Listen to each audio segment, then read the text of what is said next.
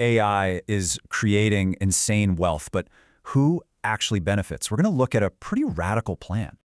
Entrepreneur Bill Gross says AI is a lever big enough to move the entire global economy, literally. All right, so here's what we're digging into today: the framework, the big problem, the plan, and what could stop it all. It all boils down to three huge opportunities: physical work, health, and how we share information. So you've got robots doing physical jobs and AI finding new medicines, like way faster than we ever could. But that third pillar, share, well, that's where we hit a huge, huge problem.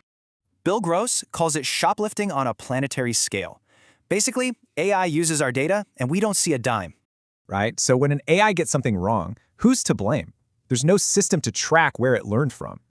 And here's the crazy part. If AI takes all the jobs, who's left to buy anything? Okay, so one solution is a corporate one, like what Bill Gross is doing with his own company. It's basically like Spotify for content. If an AI uses an article, the publisher gets paid.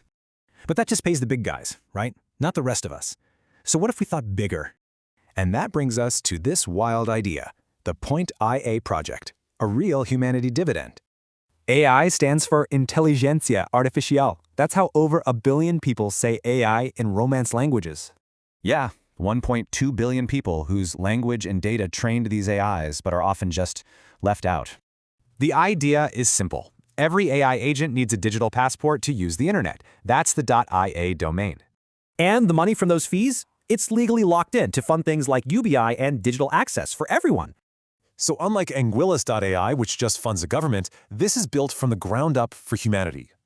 Okay, but this dream of trillions of AIs runs headfirst into a very real-world problem: energy. You can copy software for free. You can't copy a power plant. That's the bottleneck right there.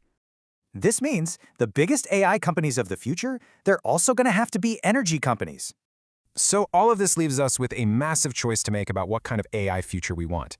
Is a humanity dividend the answer? Is this how we make sure AI works for everyone, not just for a few?